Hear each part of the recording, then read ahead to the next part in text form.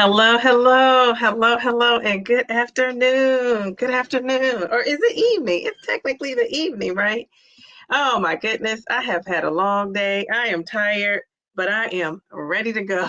How are you guys doing? So in the chat, we have Lakeisha. How are you? We have Simply Taisha. Simply Taisha. We have Linda's Journey. Hello, Linda. How are you? Linda, how's your mom doing too? And then we have Delilah. Hello, hello. Delilah got that notification. So how are you guys doing? What is it like to, and I got left the house this morning. It was snowing. It was snowing. I'm like in the spring. And I couldn't believe it. I knew it was gonna be cold. It was like the weather was kind of like in the 30s. I'm in Ohio, and I knew it was gonna be cold, but I did not expect snow. And I mean, it was sticking. But by the time I left work today, the sun was out, not a trace of snow. It had warmed up a little bit. The little snow that came down melted. And so I was excited about that. So I wore like a pink shirt. I don't know if you can see uh the color that well because of the lighting in here. But I wore pink thinking that I'm just gonna brighten it up, right? Yes, it was snowing. I mean, this Ohio weather is so crazy and unpredictable. So tonight we are talking about women's health issues, right? Women's health issues. And I would dare to say, if you're a man and you have a niece or a daughter, or they do say men get PCOS too. Did you guys know that? So tonight we're talking about Mounjaro or Ozempic, and I, should have added Zepbound and Wegovy as well. Can they treat PCOS symptoms? Now, I'm going to tell you, I didn't even know what PCOS was. I've heard so many women talking about it since I've been on YouTube. I mean, I did not know what it was. It never has come up in any of my, doctor conversations with doctors. And I have a couple doctor friends, and I've just never heard of PCOS before. And so I've heard of fibroids. So, but I did not know anything about it. So I did a lot of research because, when you hear something over and over, you feel like I should be knowing about this, right? Especially because I'm a woman and, my daughter's coming up here. And so if I can, alleviate any kind of pain and suffering for her and anybody else, that's what I want to do. So I just thought, we got to talk about it. So hopefully somebody in this chat has had an experience with it. I was talking to somebody early a couple days ago, and they were like, that's a great topic. I don't know what that is, but I've heard about it too. And this is somebody that has multiple children, so they hadn't heard about it either. So we're going to talk about it. And normally I have slides and stuff. I'm going to do a couple of slides and then see what you guys know, because I am teaching tonight for the people that don't know, like me, but I'm also a learner tonight because I don't know very much about it.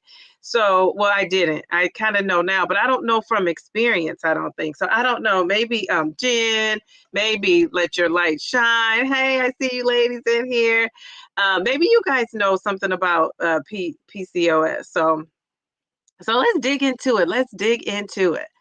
So, I've heard of polycystic ovary syndrome. I've heard the terminology, but I don't know that I understood it. I should say that because I don't want to sound like I've never heard the word ever.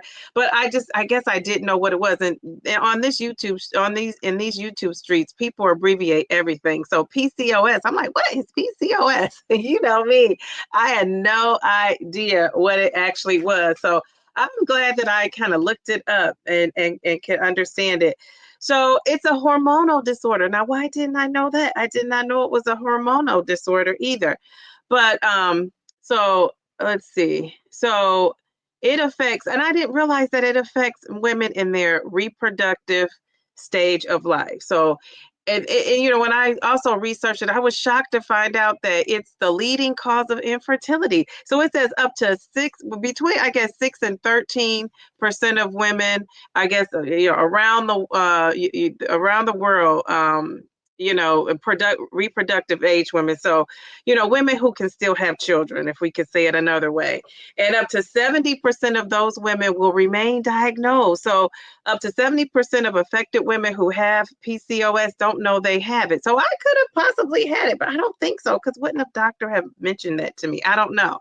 But PCOS is the commonest cause of, and this was a hard word for me to pronounce at first, because I'm like, okay, ovulation and novulation, and a leading cause of infertility. So anovulation, or the anovulation, also known as the anovulatory cycle, occurs when an egg is not released from your ovaries during your menstrual cycle, meaning that ovulation does not happen, and therefore pregnancy is not possible during that cycle. And just imagine that this is happening, with some women over and over and over, and which is what, basically causes them to be unable to, get pregnant.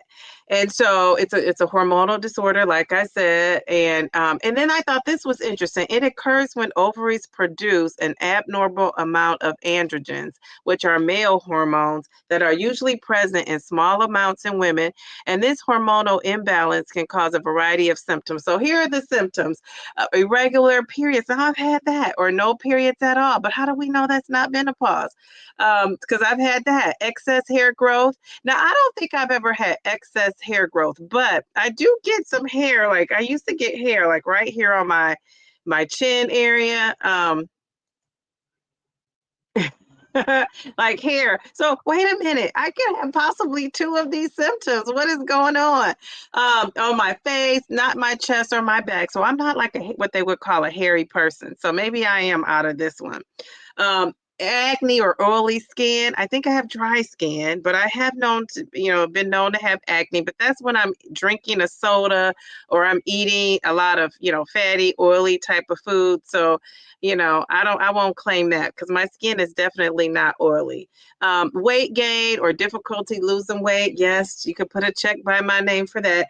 Thinning hair or hair loss on the scalp. Yes, you could put a check on my list for that. Ovarian cysts, fluid-filled sacs on the ovaries. Now, I've never had a cyst on my ovaries that I know that, because sounds painful. So I haven't had that. So let me take this off so we can actually see the rest of the symptoms. And you guys probably can see, I can't. Difficulty getting pregnant due to your irregular ovulation and insulin. And so, okay, difficulty getting pregnant due to your irregular ovulation. So I can't, I could check that off. Let's see. So that's not an issue for me. Insulin resistance, which can increase the risk of type 2 diabetes. So I could put a check there. I've had that. So I've had some of these symptoms. So I guess if you're armed with the symptoms, you can go to your doctor and say, hey, look, I'm experiencing these common hormonal symptoms. What can we do about it? What can we do about it? So I don't know. Have you had any of those symptoms? Those all sound like menopause to me. Or perimenopause, menopause, getting older. A lot of those are very similar. And I think, a lot of times we hear that women go to the doctor and they tell us that, we are imagining things, or what do they say? We're imagining things.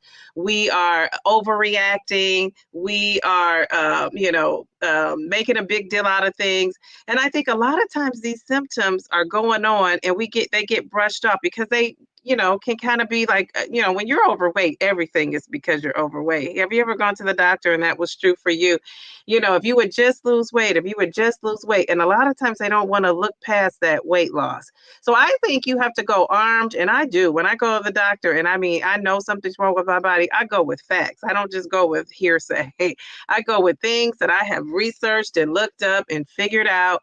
And, and I go with an SOS pad, almost like, okay, we got to do something about this. You got to help me.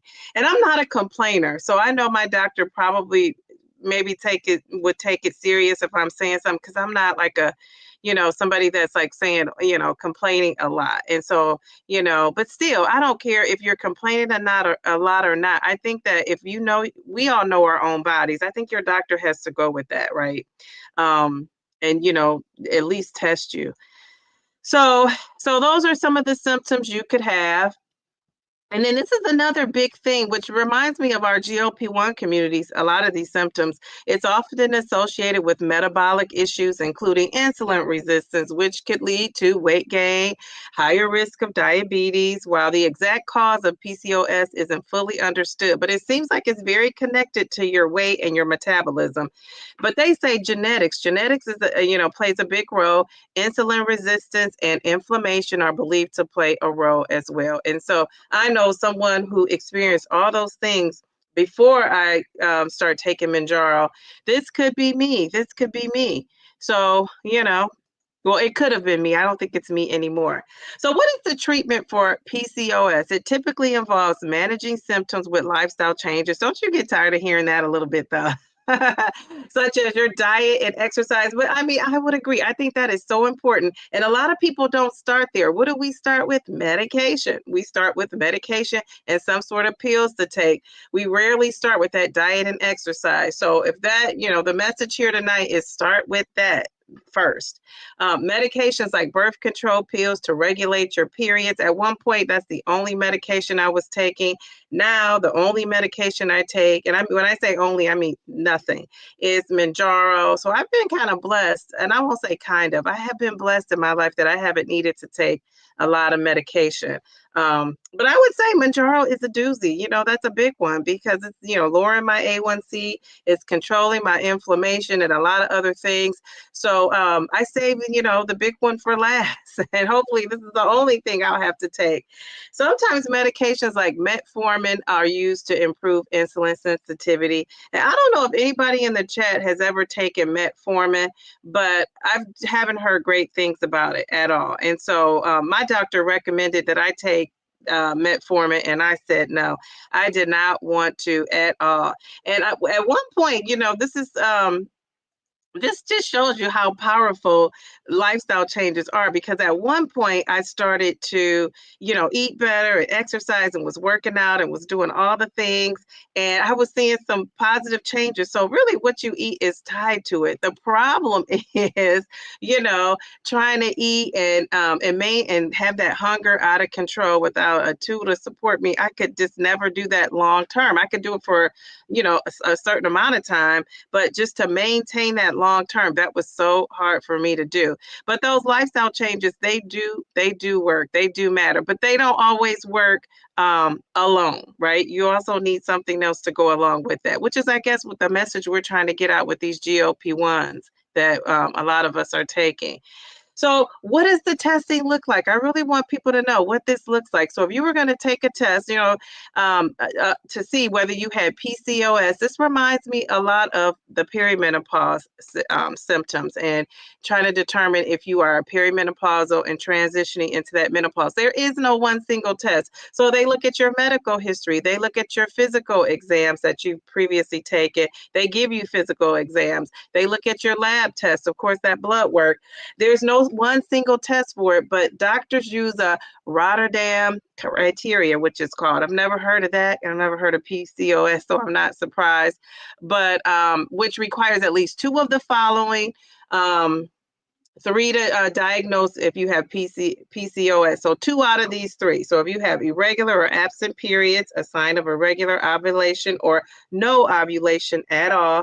If you have high androgen levels, remember those are the male hormones, right? Either through blood tests or symptoms like excess body hair, the facial hair. I see women with facial hair. And I always wonder, what was going on with that. If you have acne or you have thinning hair. And then the third thing is polycystic ovaries identified on an ultrasound. So that's one of the key things. I do ask for a good ultrasound. A lot of times they try to give you an x-ray, especially when you go to the urgent care. And I have been known and I've only had to do it twice, but to ask for an ultrasound because I really wanted to for them to hear and see what was going on. But if you're showing multiple small follicles, not actual cysts that are on your ovaries. So those are the 3 things you should look out for, you should ask for, and those kind of get the diagnosis going. So some other tests for PCOS, because I guess maybe, if you go to your doctor and you give them those 3 things to look out for, I have found that you kind of almost have to tell your doctor or request, I won't say tell, maybe request specific tests that you're looking for, because sometimes they'll give you a complete metabolic, test, and it may not cover some of these things in here. So they're in here. So your physical, your medical history, your exam, your menstrual cycle history, any weight changes. We talked about this, acne, hair growth, or any other symptoms. And I think that hair growth is other places than on your head, right? On your back, on your face, on your chin, those places where hair grows. And it would come probably, all of a sudden. It probably wouldn't be something that was there all, since you were younger. But I do know ladies that have been very, very hairy, and they were perfectly fine. It was just, like something genetic that was going on with them. So it could or could not be that, but checking your blood pressure, your BMI, signs of insulin resistance, darkened skin patches. I remember growing up, I used to have dark skin patches, and I feel like when I lost weight, slimmed down, I wasn't even trying to. I just one day, I just came, I felt like one day I just woke up and I was like, they could have played the Commodore song, She's a Brick House, on my as my theme song, because I just was like, it was developed. It just happened all of a sudden, and I slimmed down. And so, but I remember as I started to gain weight over time, I did start to get those dark skin patches. So it's just a wonder how they show up and then they leave when you lose weight. Some blood tests you can ask for: testosterone elevated, that would be elevated if you had PCOS, a DHE, another androgen hormone, an LH and FSH, important to determine your ovulation, prolactin to rule out other conditions, the thyroid test for your hormones, to rule out any thyroid disorders. So that's one of the first tests I had when I was gaining weight, and I didn't understand why. I did get my thyroid checked out. Insulin and glucose tests, just to know what your fasting glucose level is, your insulin levels, your A1C to check for prediabetes or diabetes, and then of course your cholesterol and lipid panel. And I think the cholesterol, the insulin, and glucose tests, those kind of tests seem to be very traditional, normal, things that people, normally would get tested for. I think testing those hormone levels are specific tests that you would have to ask for. Thyroid may be kind of a normal test, but some of these other ones, I think you have to specifically ask for. And anyway, from my doctor, this may be different for you. Getting a pelvic ultrasound, this to me is eases my mind when I've gotten a pelvic ultrasound. I feel like they can see more. I feel like it's better than an X-ray. Use sound waves to check for check your ovaries with multiple small follicles on them. It's going to be a kind of like, I would say, a red flag for them to look at that. Not all women with PCOS have cysts, so this alone does not confirm or rule out PCOS. So who should get tested? So if you have irregular periods, if you have excess hair, if you have acne, weight gain, trouble losing weight, it's a good idea to talk to your doctor about getting tested. And I remember I interviewed a girl, she was in her 30s, and she said she had PCOS. And I'm hearing more and more girls, younger and younger, saying they have PCOS. So, if you have grandkids, if you have a niece, I have a daughter, any woman, I would definitely, especially if she has weight issues, any of the, hair, you see facial hair, you see the darkening of the skin, any of that, I would get her tested. Since PCOS is linked to insulin resistance, managing your blood sugar and your hormone levels is the key to reducing these symptoms. So weight gain, irregular periods, your hormonal imbalances, all things you can do. So besides, once you get tested, then what do? I've yet to read about medication for it, but they want you to focus on that blood sugar level. Focus on that blood sugar level. When I was researching this, it reminded me a lot about being a diabetic, right? Things you would tell someone that's a diabetic.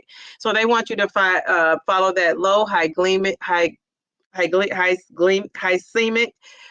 diet that helps stabilize that blood sugar, which, I'm all too familiar with this, eating those high fiber foods, slowing your digestion, reducing your blood sugar spikes.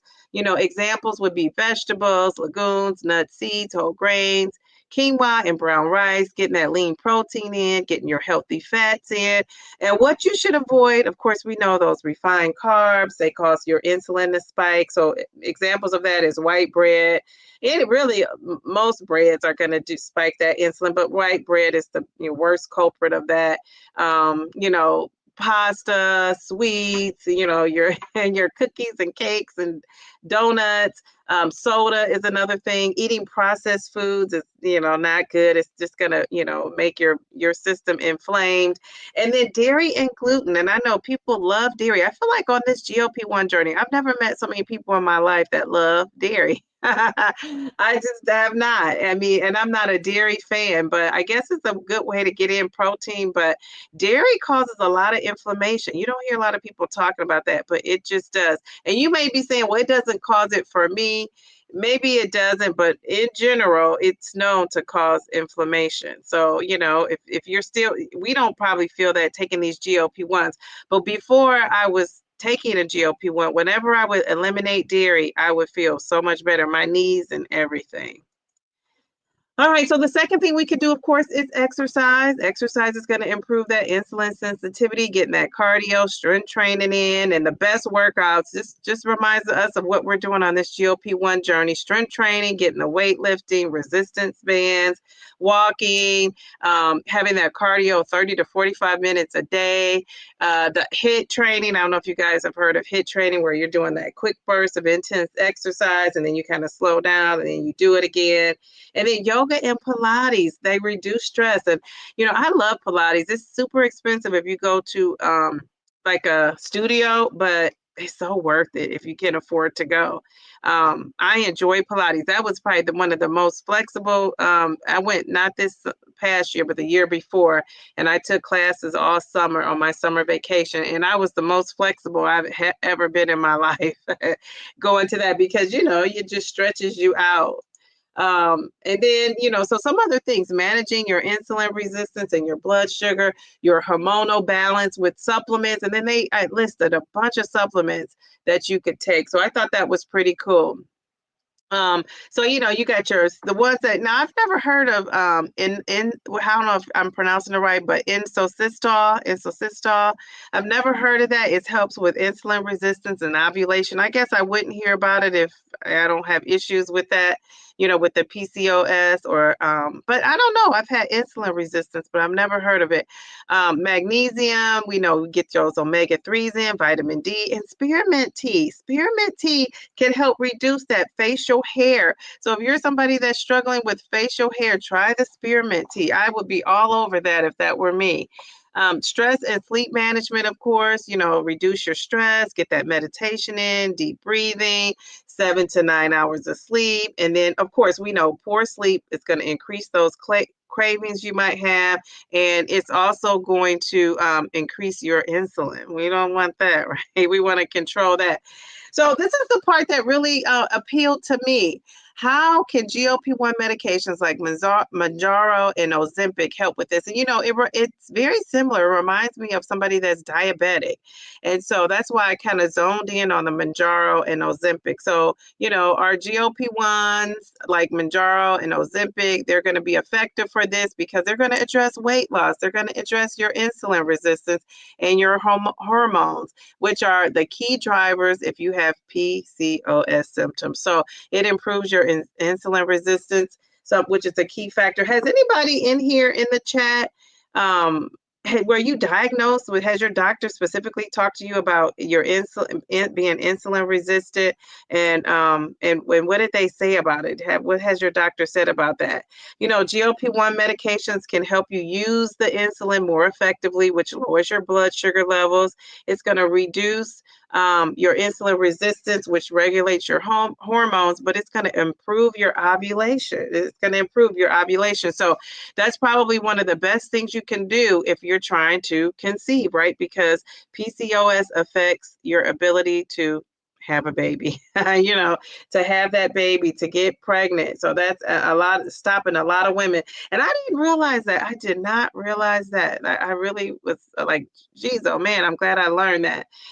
It's, the GLP-1s is going to support your weight loss. It's also going to regulate your cycle and your ovulation.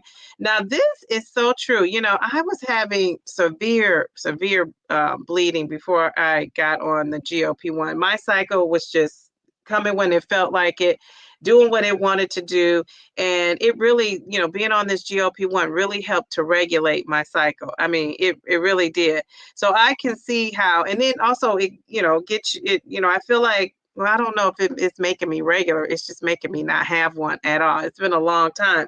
But again, I don't know how much of that is this piece, this GLP-1 working, or if it's just what the course my body was going to take anyway, because I'm, transitioning to menopause here slowly but surely. So I don't know.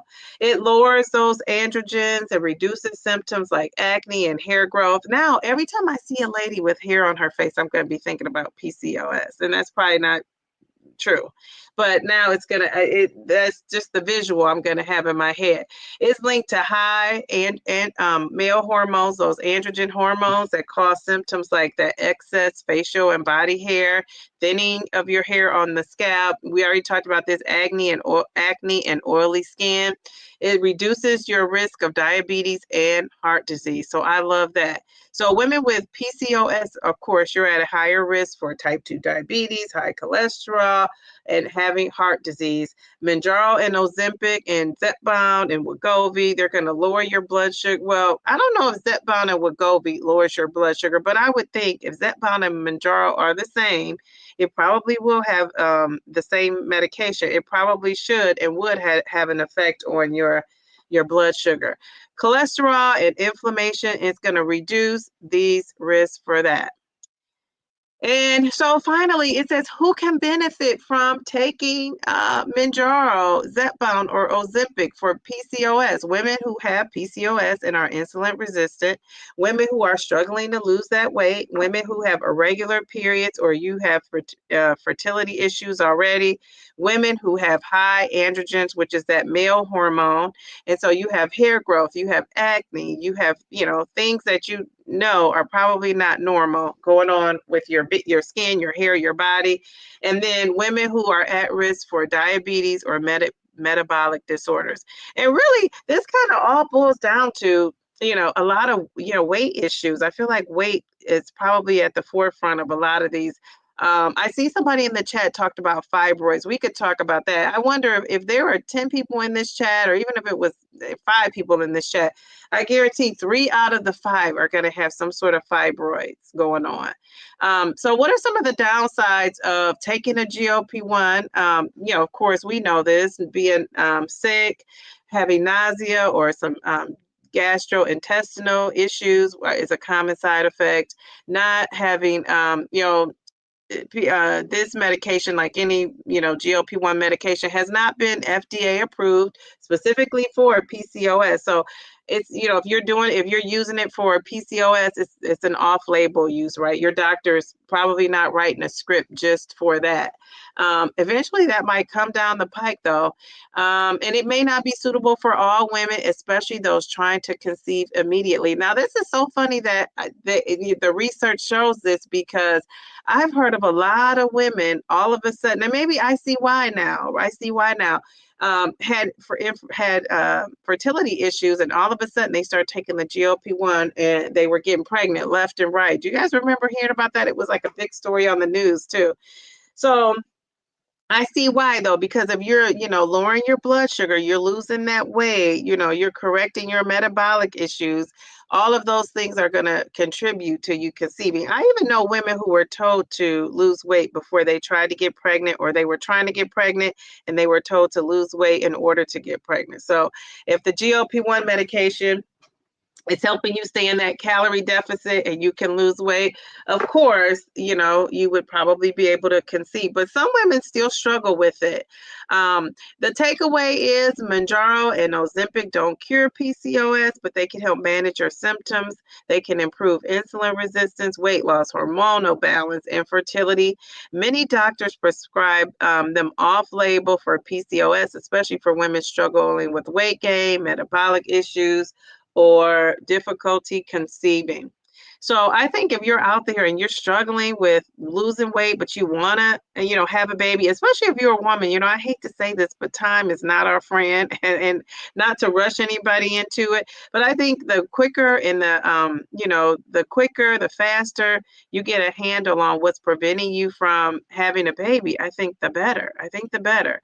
So hopefully, I feel like, I feel like, you know, I said a whole lot, but hopefully women out there that are struggling with fertility and we're told you got PCOS, hopefully, you know, they can modify their lifestyle in some way. But I think taking a GLP-1 may be the answer. I really do.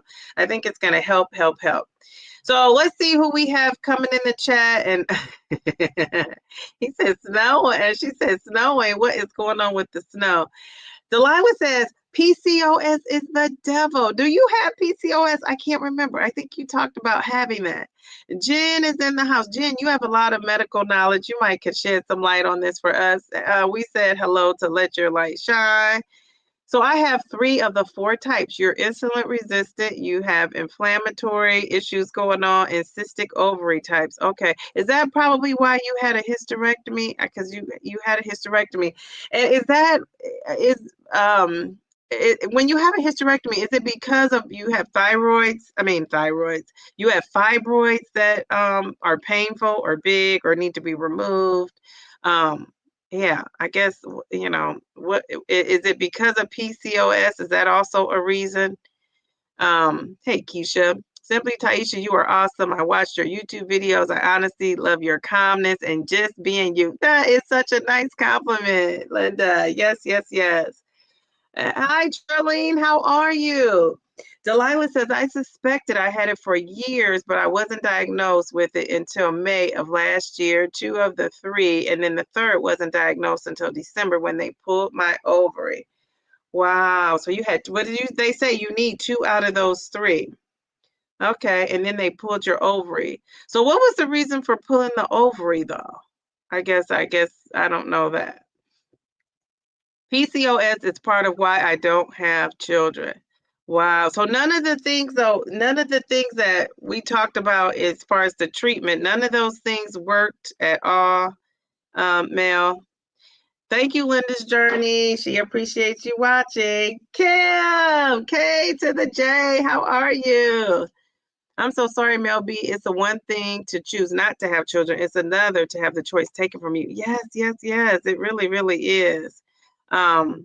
So Delilah says it's also believed that's why I don't have children, and ultimately the fibroids are why I had the hysterectomy. Yeah, I think fibroids get a lot of women. And I know women have them removed and then they grow right back. So do they tell you when you have fibroids, like how to because you know, I was watching something on some TV special, and they were telling this lady what she could do to shrink her fibroids, and she really didn't do it. And you know, this lady doesn't have a weight issue that you can't see one. But she had a hard time. She ended up getting surgery. Because she said the fibroids did not shrink. Well, she didn't say it. The doctor said it. Everybody else is saying hello. Mel saying I had irregular periods, polycystic ovaries, and ultimately fibroids, which led to a total abdominal hysterectomy, and I was thin. Yes. And I think my mom had fibroids too. That's what got her, and she was thin as well. But at some point, she was thin, but she started to like swell up. I think the fibroids were getting big. I don't know. They were growing. You know, I've had a friend who had a fibroid removed that was the size of a grapefruit. When she was telling me that, you know, I was like, she's exaggerating. She showed me the picture of it. It was huge. I'm like, I cannot believe you're walking around with that big old thing. So yeah, I'm sorry, Mel. I'm sorry. So you had a lot of stuff going on. Wow. So, Mel B, did they also tell you that PCOS isn't cured with a hysterectomy? Oh, okay. So Mel, so that means so do you still have it, or but I guess if you have if those other things go away and then she's also lost weight, wonder if she still has it now. Probably not.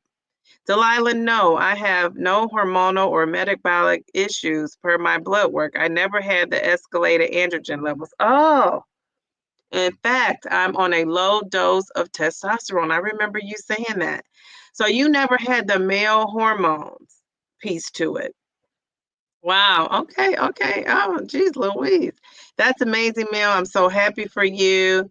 Healthy lifestyle is everything. Yes, that's probably what did it. Now, so was this before? So I know you had that surgery before your, you start taking the GLP-1. Am I correct with that, Mel? Trying to remember your timeline. Yeah, Linda's photo is it looks good. I think it's isn't it updated? I don't know. I can't remember. No, those are the PCOS types. I have not had symptoms. I have all the symptoms that you mentioned so far. I had heavy and irregular periods and never the no periods. Okay, okay. Black women, back when I had these issues, they didn't know as much. Yes, yes, yes. That's so true. That's so true. So I think it's a lot of women that are probably had hysterectomies and that's going to be for anything, right? Once you have medical strides, you're going to have surgeries and procedures that you probably wouldn't have had if the medical field wasn't a little bit more advanced. So you're also on estradiol. Is it diol, estradiol?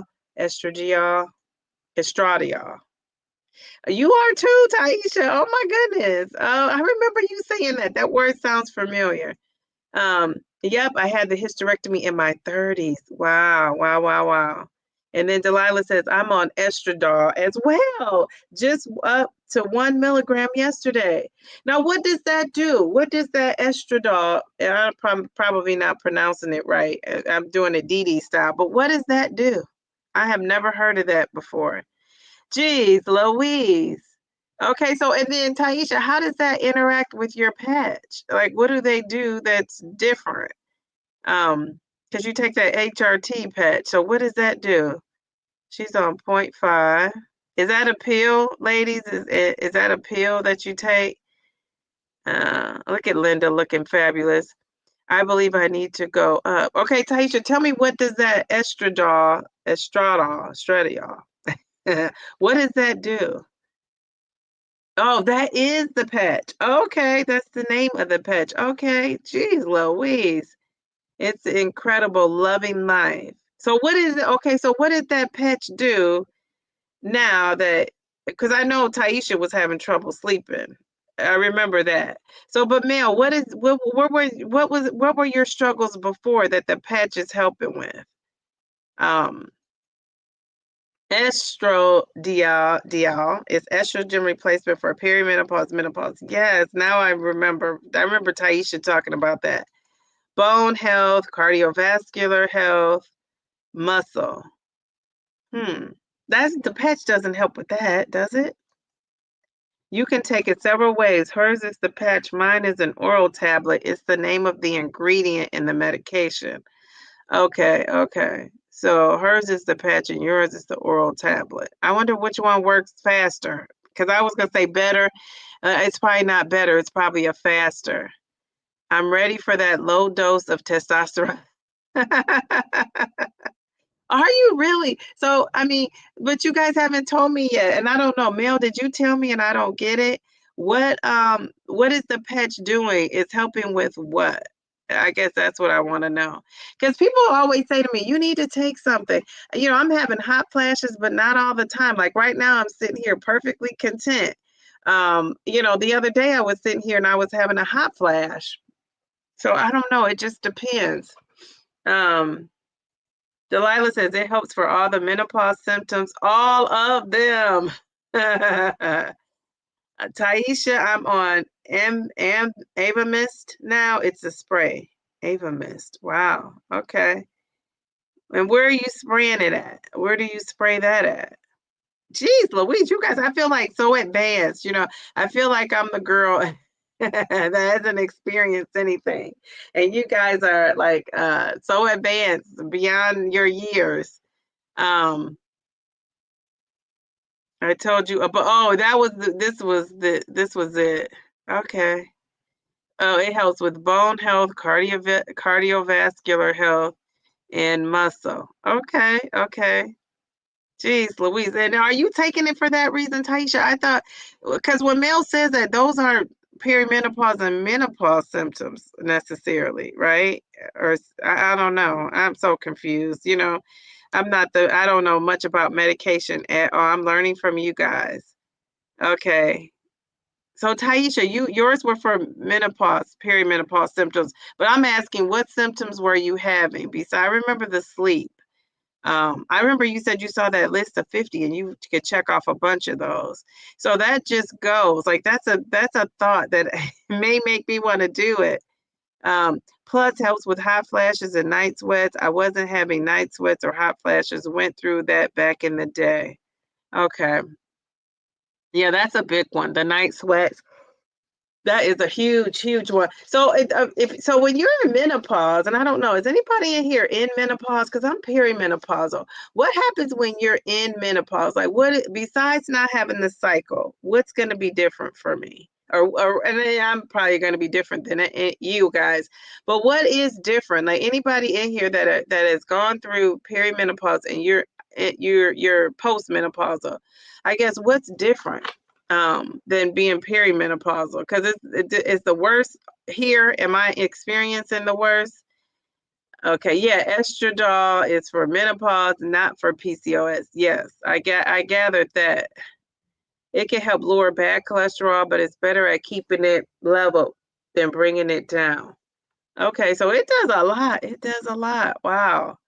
It does a lot. And so, my doctor is totally against it. She does not believe in that patch at all. So that's something I probably won't be doing. Well, I mean, I could go to a different doctor if I really felt like it was something I needed.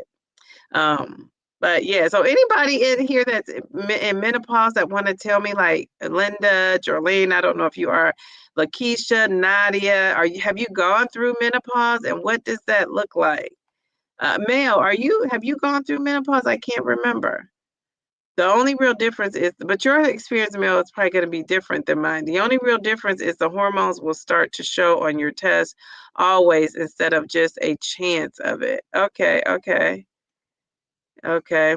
Linda says, I had hot flashes when I was 55 on vacation. I thought it was the weather making me sweat because I was not a person that sweats. Okay, okay. And so what did you do? Did you just ride those babies out or did you take something for that? Remember, I told you to make sure your doctor is well versed on the current menopause protocols, not the outdated ones that have all been walked back. Yes, you did tell me that. So yeah, so that's why I say when I go to my gynecologist, she's the one who I would talk to about that, with that about that stuff. I also wanted the metabolism support, the skin, the hair improvements, bone health, cardio protection benefits. It's literally great for all those things. Wow, that is so cool. Now that gives me food for thought, Mel. Okay, okay. I didn't realize that until you just said it. Now, somebody might have said it before. I just didn't realize it. Mary, how are you? You're postmenopausal. So, what does that mean? Are you free from those symptoms that we've been talking about? You're cycle free, but what else are you free from? I guess I don't know that. I feel like menopause is like the boogeyman. And all you hear about is I don't have any more cycles. But what else? What else are the struggles? I guess with it. Linda says, Linda's journey. At age 49, I started feeling sick for no reason, but nothing I could describe. The doctor put me on birth control pills for a year. Birth control. Okay. Wow. Okay. Birth control pills, I guess, because they have that hormonal aspect. Um, they get prescribed a lot to control things. I think, especially when you're not of age to, I don't know, when you're, I don't know if there's an age for the patch. I need to look that up. Is there an age for that patch? Like, how old can you go to get on that patch? I don't know, find that out. Um, I'm gonna look that up. Do you guys know how old can you be to get on that patch that you guys are on? I plan on being on estradiol plus testosterone for the long haul. Okay, okay. Samiri says she's with you on that. Okay, okay. So you are done, no periods. What else though? Um, I will technically be in menopause on December 5th this year and postmenopause on December 6th because it's only 24 hours long. So wait, so December 5th, that's the day that, so you had your last cycle December 5th. So this coming December 5th, if you don't have a cycle, you're technically going to be in menopause. Is that what you're saying? Um, and then December 6th, you're going to be postmenopausal. Linda's Journey said, when I stopped the pills a year later, I went straight to menopause. I didn't take anything, never have. Menopause will cause weight gain. Okay, when you stopped the pills a year later, I went straight into menopause. I didn't take anything, never have. Menopause will cause weight gain. Okay, so far, now I could change, but so far, I'm with you, Linda. I haven't taken anything. But a girl has a right to change her mind. I never know. These symptoms may get worse, worse and worse. What dose of estradiol are you on, Mel?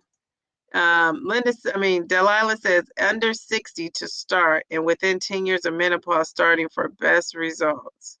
So I'm check off that box. I'm under 60 and I should be definitely in within 10 years of menopause starting. I mean, I need to go back and track because I technically, after this year, if I don't have a cycle, I haven't had one in a long time. I could be joining you. The hot flashes were gnarly. Oh my God. People complain about that. You know, I've heard people say they have anxiety. All of a sudden they have to come out of clothes wherever they are. I've never had hot flashes to that degree where I've just been so high and bothered. I just never have. But I get hot. You guys, what you guys have seen on this live were me saying, okay, I'm having a hot flash, but you can see I keep on my hat. If I have a sweater, I keep it on. I could go and change, but I haven't needed to. And then I'll turn on the ceiling fan. That's as worse as my hot flashes have gotten. I've never been like, oh my gosh, I got to come out of these clothes, to that degree. Now, the other day I was sitting here on the computer and I had like a tank, not even a tank top, like a sports crop top. And I was sitting here on the computer doing something, and my daughter, she came in here and then, excuse me, she left. And when she came back, I had the shirt off, and she was like, "Oh my goodness, you must be hot." Well, I was. So that's probably like the most dramatic and just over the top thing I've been with the hot flashes. But I think I have a feeling it's just going to hit me like one day. Diana says, I am postmenopausal as well. You are. You had a partial hysterectomy back in 2013. No symptoms whatsoever. Oh my gosh. Wow. Back in 2013, that was so long ago. And was yours caused by fibroids too? I'm going to do like an investigative study on this because I'm just so fascinated by these fibroids and these hysterectomies. Mel says, yes, they used to prescribe birth control pills, but now that the Flawed Woman's Health Initiative has been debunked, women who are eligible speak with their doctor. I have a lot to say about this. Oh my gosh, Mel, you got to talk about it. Talk about it. I want to talk about it. Yes, because it's surgically induced menopause, which is the only reason my date is pinpointed to that exact day. Now, it's surgically induced. I was wondering, how did you know exactly? I thought it was I didn't even know they could do that. It's surgically induced. What's why? Okay. Geez Louise, I feel like I'm in classes in this session. It's a huge change. I know. I'm trying to figure out what the change is. 1 milligrams, one spray at Taisha. I feel fine. I've heard stories of women being moody, depressed. I thank God menopause has been good to me. I will be 69 in June. Oh my gosh. You look fabulous and you feel fabulous. I mean, that is a blessing. I've also heard stories of women who've been moody and depressed. Now, I think maybe I can be moody, maybe. Depressed, I don't think I've been that though. But yeah, I mean, it's just a gamut of emotions that women can go through. But may go up slightly. Okay, mine are only at night. I wake up drenched. I had eased up, but it's back now. So no wonder you were saying that you might go up, Taisha. Drenched. See, I've never woken up drenched. I'll chat with my provider about it. Yeah, that's a great idea. Geez Louise. You may need to go up. I have a video about what fibroids are. Yes, yes, yes. I know so many women who have fibroids. So true. I have friends that struggle with menopause with night sweats and hot flashes, cravings, and moodiness. Jeez Louise. If it was partial, did you keep your ovaries? If you did keep your hormones. If you did, you kept your hormones. Okay, so if it was a partial, they were supposed to keep their ovaries. Okay. Yes, I had a surgically induced menopause. See, I did not know that was a such thing. Wow, surgically induced menopause. They took everything except for my ovaries. Wow. Wow, wow, wow. And you're still having, see, I always thought and I know better now, but I always thought when you had a hysterectomy, I know your symptoms could be a little bit different, but it sounds like you guys are experiencing the same thing people without a hysterectomy. Some of the experiences are the same. Surgically induced by way of a total hysterectomy, not intentionally adding me to menopause. Wow. Surgically induced by way of a total hysterectomy, not intentionally adding me to menopause. Oh, okay, okay. Jeez Louise. I might have to call you to get the the deets. Oh my goodness.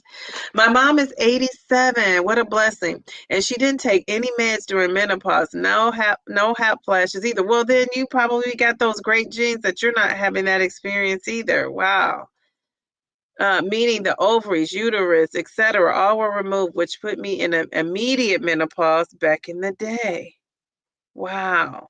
Wow. So how do you feel after, Mel, coming out of that experience? Like once you got, got up, you had your surgery, you're out of the hospital, did you just totally feel better? And I know the recovery takes time because I remember my mom was out of work for a while.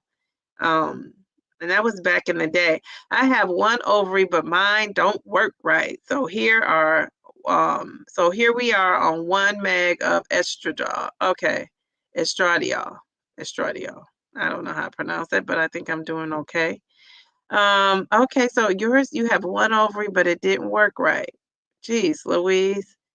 Please make sure if you have a uterus, make sure you take estrogen and progesterone in combination, or your uterine cancer risk is higher with estrogen alone. Okay, so you need to take both of those hormones in combination. Yeah, uterine cancer is also a scary, scary thought. It's a scary thought. Fallopian tubes, your cervix. I'm all up on the camera.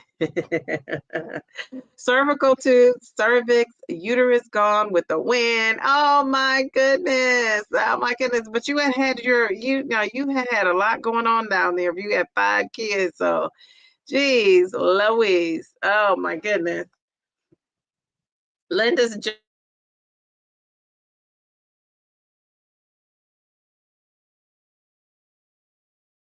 journey, she says, it's what's stuck on Taisha. She said, my doctor said menopause would not be hard on me because of my thyroid disorder. Oh, okay. Okay, so there was a reason. Hmm. Wow. I know I'm not as lucky as you, or blessed as you, because I don't have that many. I do have some symptoms. You sound like you didn't have any at all. I mean, menopause is no joke. I don't know anyone that has their reproductive organs. I know so many women who have had a hysterectomy. Me too. And look at this chat. Look at this chat. I mean, geez, Louise, we've had so many women that have had hysterectomies.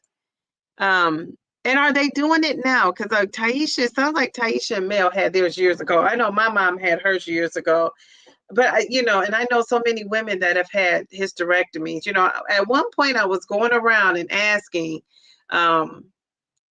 just everywhere I went, I was asking people, telling them my experience and asking them. And I'm telling you, if I ask 20 women, I'm going to say 16 had a hysterectomy. I mean, I'm not kidding. 16 people. That's just a small little sample of the data I collected for the people that I knew that I was asking. But I just find that to be like alarming. I mean, you guys don't think that's alarming? I think that's alarming. And I know a lot of these women, these was from years ago. This one lady told me she had one in her 30s. And she said she feels blessed that she already had her two sons because she said she would have been so upset. But yeah, she was experienced all that in her I want to say mid 30s. She wasn't even in her late 30s, I don't think. I thought she was in her late 30s. I since found out it was not. So yeah, it's just kind of I think it's kind of scary. Let me see. I think I lost my spot. Let me see. That was Mary. Let's see. Uh Pronounced estradiol. It's pronounced like dial using the telephone. Estradiol. Okay. I was thinking that was a D-I. Oh, it's pronounced like D-I-A-L, but it was a D-I-O-L. Okay. Okay. All right. Very good. Thank you. That's helpful. I'll probably still say it the other way because I'm so used to it. Um, wow, Taisha, same, nothing left, nada. Jeez Louise. For sure. I was super excited to have it done. No more periods. They were getting unbearable. Now, you know what? That cycle, I don't know if you guys watched my perimenopause story, but that cycle, I mean, I'm telling you, and I will tell you, I was bleeding left and right. And sometimes I even felt like some women didn't get it when I say I could not go to work. Like, who is going to go to work and you're bleeding that heavy? Like, I'm just not doing that. I'm not embarrassing myself. I was embarrassed here at home on a red couch with my family. I'm not going to be at a school with a bunch of folks walking around with trying to hide that. And then it's just yucky. I mean, come on. So I was having all that going on. And yeah, it just it's just makes me sad to even think about it because I was kind of miserable. And so I was dreading that time when that would come around. So I totally understand people who just say, hey, I gotta have a hysterectomy, I gotta do something about this. And I didn't get to that point. I think what saved me was, like I said, taking Mounjaro, honestly, because I feel like things were like back to the regular. I had a cycle. It still wasn't as much. So I was still going through that perimenopause, menopause, the perimenopause things, but it was just, oh geez, I hate to even think about it. It was just awful. You had yours in October of 2016. Okay. So how many years ago is that? Oh, okay. Was that 9 years ago? If my math is correct. Dayana, love that name, Dayana. I had what's called an adenomyosis, which means the endometrial tissue started growing within the uterine wall. A horrible condition that caused heavy bleeding. So I had my uterus removed and I kept my ovaries. Jeez Louise. Wow, that does sound. I wonder how does that start? What did they tell you? Like how does that start and what were your symptoms? Were you just like bent over in pain? That just sounds so painful. Mary, you are clean as a whistle. Taisha saying she is clean as a whistle. Jeez Louise, you guys, all that stuff sounds so painful. Mary says the doctors back then thought that was the answer. Yeah, yeah, I know. I know. That's what I'm saying. I was wondering if people nowadays are having that, but I still feel like people are still having hysterectomies at an alarming rate. I'm gonna have to look up the statistics on that. Um, I don't either. Neil says it's very free. Linda says her 49-year-old daughter is struggling with perimenopausal symptoms now. So it skipped her because, your mom did well, you did well. So now it's not being so favorable to your daughter. She's right on the cusp of that 50. Wow. Dee Dee pronounced it right. Yes, go Delilah. Thank you, Delilah. Yeah, that spelling it out also always helps. My uterus was trying to kill me literally. So I get heavy periods. Trust that. You still get them though? So I get you don't get them now though, right? Because you don't get them now, or do you? Yes, I did it. I did it. I was ready. You can relate, Dee. I watched your video. I was using the Ultra tampons and Super Plus pads and having to change frequently, way too much. Yes, and you know what? If I don't know, if I had not started Mounjaro, I probably was headed down that road, Taisha, because I am telling you that I that's something that I just would not be able to take. Like I said, I could not function. And then my cycles, I used to have predictable cycles like every 28 days.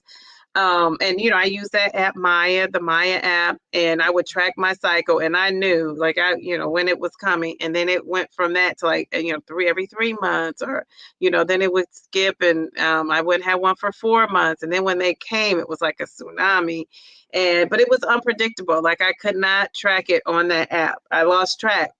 So I think I was headed to something, a hysterectomy, some kind of intervention. And I did get an intervention though. It's called Mounjaro. So that helped me. That helped me. And I think I talked about this on the Downsize, how I had this event in that interview to do, and it was in May. And I thought, okay, my cycle had not came for months, and I thought, okay, I hope it just doesn't pop up in May around this time of the event. And of course it did, but it was controlled. It was like normal. And so I know it's because of Mounjaro. That's the only, I won't say that's the only thing that changed. That's the thing that changed my habits, like my eating habits, and me losing weight and letting go of that inflammation, my A1C. So my A1C, when I went to the doctor early June, it went from a 7.6 in February to early June, it was a 6.3. So around May, it probably was down too. So all that contributed to that, cycle being kind of normal. Thank you for watching the video. Thank you. Remember, this is so funny. Taisha, I told you I worked on that video. I, had so many versions of that video. And I don't know why I just did not want to put it out. I don't know. I just kept I don't know. I have to really think about why it took me so long to get that video out. It was like 3 or 4 versions of that video, and then I just went with it and then added to it. But yeah, I don't know. It was so hard for me to get that out and talk about it. Even though I had a lot to say. I don't know what that was about. So Mel, it worked, says Delilah. If a woman is bleeding and having breakthroughs where they're bleeding through their clothes, they need a hysterectomy because they can become very anemic, is I think what you were going to say. Okay. Thanks for that, Mary. Yeah, I said, eventually I couldn't have continued like that for sure. But I remember I did say, I went and got a biopsy done. And I had my doctor check because I thought this is not normal. This is not normal. So I did do that. Okay, Mary, thanks for that. I really had no choice. If I would have had a mammectomy, a myomectomy, and had fibroids, my uterus would have been like Swiss cheese. It didn't make sense to keep the uterus if I could carry a child. Didn't make sense to keep the uterus. You do you mean if you could not carry a child? And I get that 110%. I can't spell anemic. That's okay. That's okay. Could not. Okay, I thought you were saying could not. Some of these words, I'm trying. I'm sounding them out. And it's funny because people would skip over words and stuff. You could just tell I don't want to skip over. I want to tackle it because I'm going to come across these words again. That's how you learn. You got to say it. It's funny because when the kids are reading at school, if they get to a word they don't know and you tell them the word, they skip over it. They don't try to tackle it. And so I have to make them go back. So I'm using my own strategies on myself. Mary, that's exactly what I went through. And, Diana, your situation sounds so like it sounds like it hurts. It hurt. Diana, I also had endometriosis similar to your condition. Oh my goodness gracious. Jeez Louise. Sorry, I understand when I said I get it. No more bleeding for me. Okay, okay. Yes, yes, yes. Isn't I'm sure that's probably that's the one thing I hear people saying, like they just love that. Yes, that's horrible too, Mel. Diana, I worked in the medical field and I saw it happen to a lot of women. Where that what did she say? Something was growing on her uterine wall. That sounds so painful, like that would be happening. Oh wow, I'm so lucky I didn't have endometriosis. Yes, yes, yes. You're blessed. Mel says, my blood levels were so I don't know what that word is. You were no longer bleeding during your periods. I had to have a blood transfusion. My OBGYN was like, we have to take action now. Then the process began, or the process then began. Wow, wow, wow, wow. Jeez, Louise. Oh my gosh, you guys have a story to tell. Once I had the partial hysterectomy, that was the beginning of my obesity problems because my hormones were out of whack. So you solved one problem and caused another. Jeez, Louise. Oh my goodness, I'm so sorry. I had a myomectomy and they grew back. Oh my gosh, my uterus was so full inside, and within the lining itself, there was no way to remove them all and still leave me enough uterus to survive the removal. Wow, geez, Louise. And Delilah, how old are you again, if you don't mind telling us? When I do my interview with Dee Dee, I will explain why I had to have a hysterectomy. Yes, save it for the interview. I'm going to be contacting you this weekend too. Yeah, I remember you said that on Sunday, or was that Friday? One of those lives. You said you wanted to do the interview. Dayana, yes, that will do it. Yes, yes, yes. Geez, Louise. You ladies are awesome. I'm just in awe of like what you guys have gone through. Can you believe I've never ever had a surgery ever? I'm telling you, I've never had a surgery. I've never had to take medication other than, antibiotics and stuff like that. Um, so I consider myself blessed, and I just hope that I pray and hope that I could, last that long, continue to have, um, success, blessings, luck, whatever you want to call it. And I just give you guys a lot of credit, a lot of credit. You guys are strong. Women are strong. Men are strong. The physical body is strong. I'm so fascinated by it all. Um, Delilah says, same with Mel B. I was passing out bleeding and throwing clots all over my floors, and I didn't even notice because I was so out of it. Poor David was constantly cleaning up after my snail trail. Jeez Louise, are you kidding me? Oh my gosh, I probably would have not gotten out of bed. I would have been bedridden. You're 40, all this happening, and you're not even in close to your 50s. Jeez, Louise, you can round down. Oh my gosh. Now that's why I say you're not even close. You can round down to 40. If this was rounding, if I was teaching rounding, you could round down to 40. Oh my gosh, I knew you. Oh, a hysteroscopy.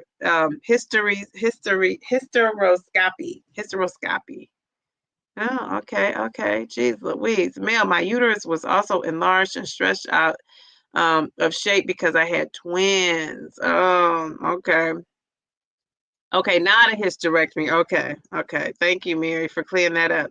DD, a myomectomy is the surgical removal of the actual fibroids. Some women have this done instead of the hysterectomy. Okay, so that is the technical name for that procedure. Wow, geez, Louise. Okay, okay.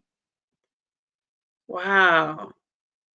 I'm just saying, you guys can see, I'm just amazed. I'm amazed. I'm amazed. I'm gonna be so ready though to talk to my daughter about all this stuff at some point. Um, Delilah, dang, I know. That's what I was thinking, Mary. I had a hysteroscopy. Hysteroscopy. Hysterectomy, hysteroscopy. I don't know. Hysterectomy, hysteroscopy in September, then a total hysterectomy in December. So you had two surgeries. Jeez, Louise. Oh my gosh. So you said you were in bed most days. Oh my gosh, you got all your stuff. Okay. Okay, very good, Mary. I had stopped bleeding, but I felt a pain period without bleeding. Okay. Jeez, Louise. and you felt a painful period without bleeding. Wow. And you know what I used to have in my blood are those little clots that people get on their cycle. I would have the little clotting, and I haven't. Yeah, I have to go back and track. You guys are going to make me do this for tomorrow night since I don't have a live or anything. I won't be live again until Friday. Excuse me. I'm going to go back and I am going to track when it's the last cycle I had because I don't even remember. Yeah, I don't remember when my last cycle was, so I have to look on my app. I haven't put it in so long. So I have to go 12 months. I know somebody who went 364 days and she had a cycle, and then the doctor said it starts over. But I want to say Lorraine from the Downsize told me that she didn't go 365 days, but they told her she was in menopause, and she thinks it has something to do with the GLP-1. So isn't that funny how everyone's body is different? I have to get more information from Lorraine about that. Yeah, isn't this funny? But why am I over here LOL, LOLing? It's so crazy that it's laughable.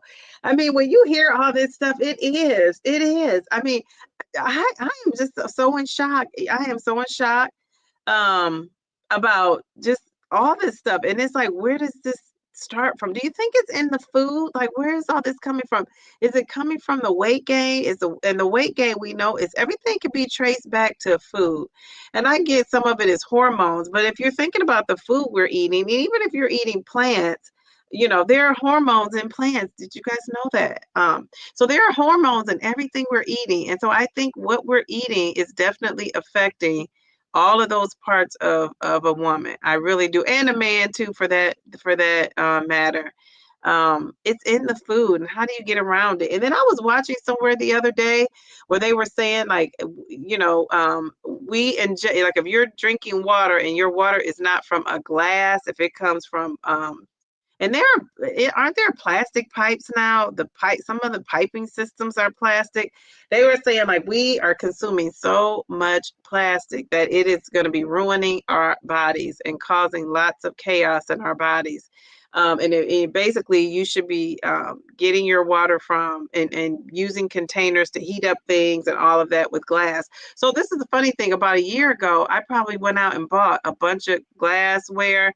And the reason why I've been this was last summer, and the reason why I've been reluctant to use it is because I feel like I'm going to drop it and break the tiles on my kitchen floor. It's dropping a glass dish is not the same, or slipping it and it falling out of your hand is not the same as a silicone or plastic.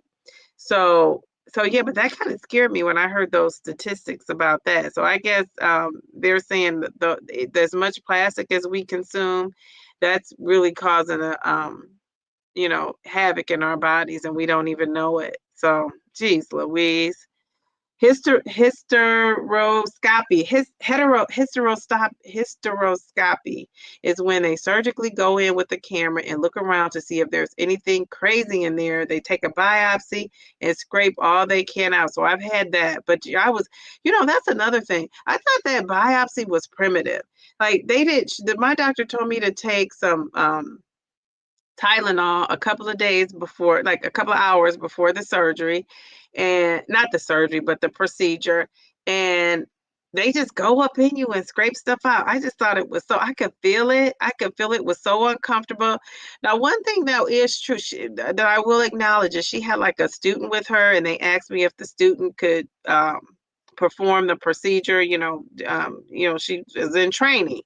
And I said yes, and then she couldn't get stuff, so that made it even worse. So then my doctor had to take over, and I was so uncomfortable. I thought that was the most primitive thing, and I'm thinking, why on earth don't they like numb you down there for a biopsy? There must be a reason. I never even stopped to look it up, but I just thought this is primitive. Like, I just felt, in a way, I felt a little violated.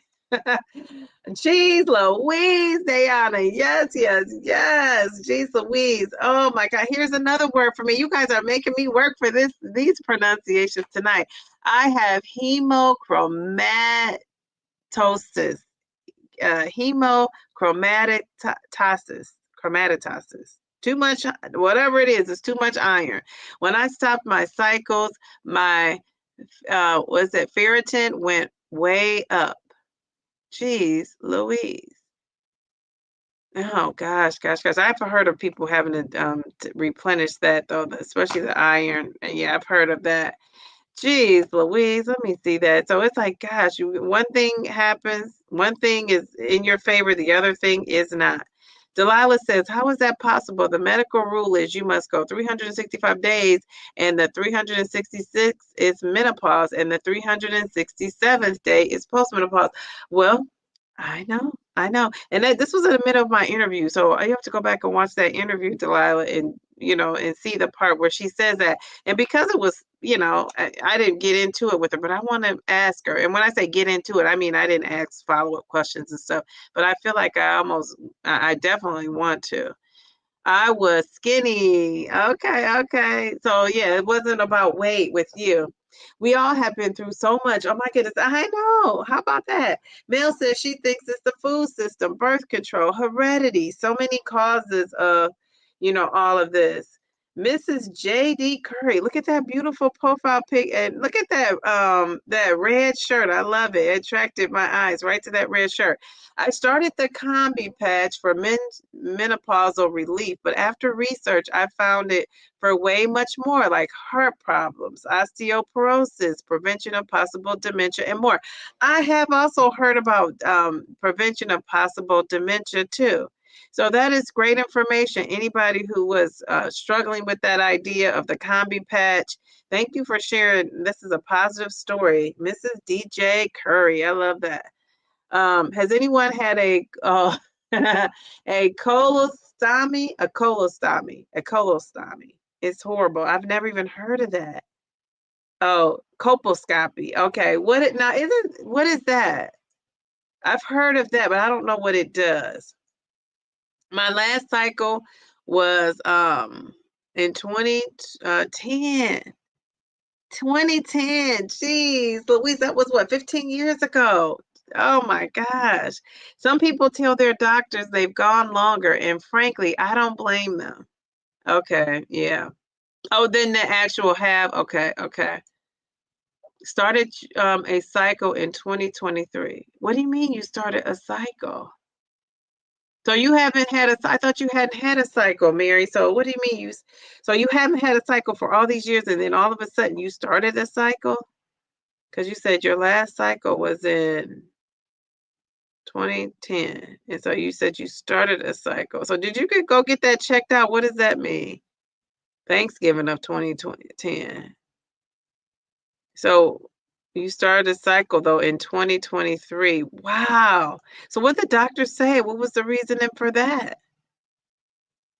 Hmm. That's interesting. So you went from 2010, 15 years, no, that was 13 years to having a cycle. That's wow. Cervical cancer. Okay. All right. Yeah. Oh man. Well, hopefully things are looking positive for you, Mary. This is guys, this is just like this chat. I'm sorry, this topic. I'm sorry, the topic is so heavy. Jeez, Louise. We gotta lighten this baby up before I get off here. Oh my goodness. So hopefully people learned and will go get checked out. And hopefully somebody that was on the fence about a GLP-1 or any kind of lifestyle change, hopefully this motivated you to get your buns moving. Mel says most doctors don't get trained in women's health and menopause. They have to go back and to the medical school for specialized training. Even your OBGYNs. We have to take matters into our own hands. Yes, and I think even though this sounds like a dreary topic, we have to talk about it. And actually, it's a huge research topic. People are researching what PCOS is and all things PCOS. So a lot of women are experiencing it. I think a lot of women are having infertility issues. I feel like now more than ever, you always hear about somebody trying to have a baby and can't. But doesn't it seem like the people that don't want to really have kids, like that's not like their heart's desire, or having a ton of them, and the ones that want to don't have them or maybe have one. that maybe have one. So, they don't, have a lot of them. So that just kind of makes me sad, right? That just kind of makes me sad that that sort of thing is going on. But this explains a lot for me. This explains a lot. Mel B says, find a doctor who specializes in menopausal health. Yes. And I told you that's what I'm going to have to do because my doctor is just a general doctor. She's not specialized at all. Mel, that's right. Mel says, Dee Dee, this was great. Not sad at all. It's important and interesting and necessary. Okay, that makes me feel better. I just feel sad for all you guys having all these going through this. And this could be me, this could be me. This could be anybody we know. Who knows what's going on, but I feel like I'm going to be so much more equipped because when my daughter is going through these struggles, because we're talking about it and I'm aware of it and I wasn't before. And just tonight I've learned so much, I feel like I'm so green. But if I were to get that diagnosis, I'm gonna be calling you, I'm gonna be calling Delilah, I'm gonna be hitting you guys up, Diana, Mary, help me out. So, it's like knowledge is power, and knowing who, people who've been through it and came out on the other side and are feeling even better than ever, that gives me hope. So, hopefully it'll give everybody else hope too. But yeah, that doctor is so important. I even feel like I need to be seeing like what do you call the doctor? An endocrinologist. I feel like I need one of those. Even OBs aren't trained in current menopause treatments. I know, and Delilah, I feel like on your channel you talk a lot about this, which makes sense, right? Because you just had a recent experience. That was me. I never wanted or tried to have any. Oh, kids. Really? And you ended up having 5.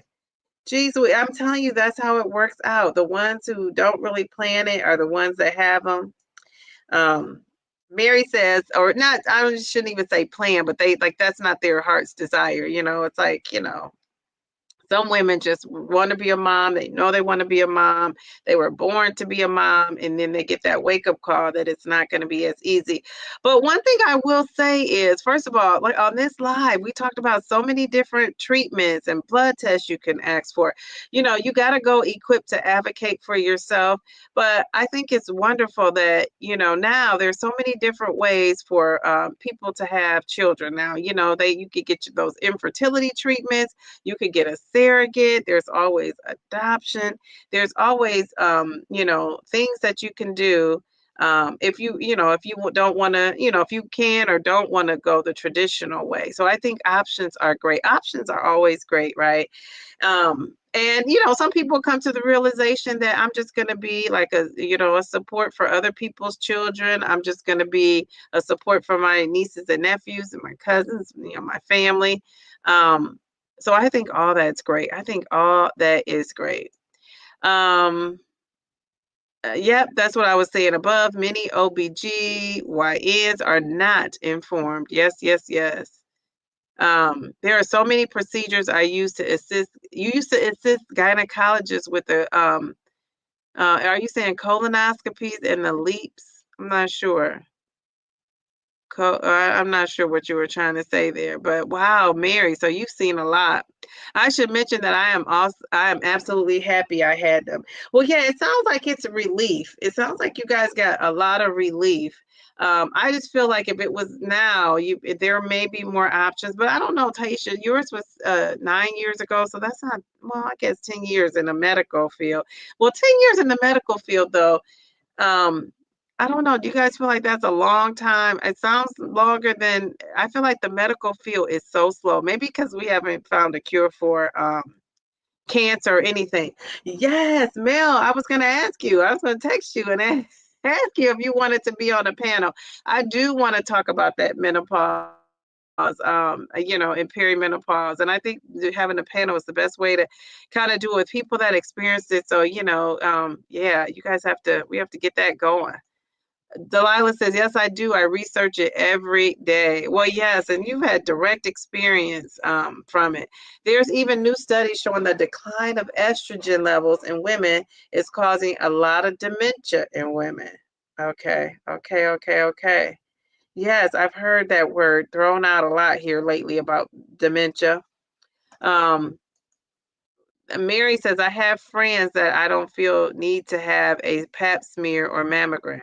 That don't feel the need to have it. Yeah, some women still aren't getting mammograms. In 2015, I thought if nothing else with all this breast cancer, that people were doing that. There are some women, believe it or not, that don't have it, won't have it, have not had it.